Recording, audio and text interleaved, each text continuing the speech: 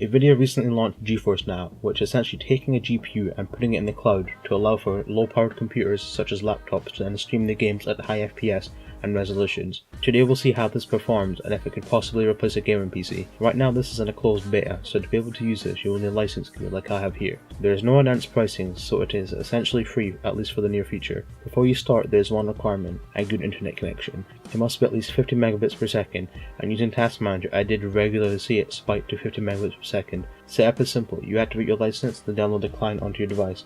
In this case I'm using my PC as my MacBook. Even on 5 GHz right next to the access point, the connection is deemed too unstable to use GeForce Now. You must be hardwired in, and for my MacBook I don't have the correct adapter. After you've logged in, choose a game you want to play. There are a fair amount to choose from, and the list seems to be always growing. Once you've launched the game, which I notice can take some time, you'll be prompted to log in as you must open the game to play it, and off you go. Now how does it actually perform? Actually, quite well. Games like Fortnite were completely playable at 1080p with high FPS and no real noticeable dips. Opening up Task Manager, I can see that the resource use is quite low, just a tiny bit of CPU and RAM usage to decode the incoming video. So theoretically this is completely playable on a potato. However, I have to address the elephant in the room, which is input delay. I did try to play something like CSGO, but the input lag was apparent on the Steam login screen and was unbearable during gameplay.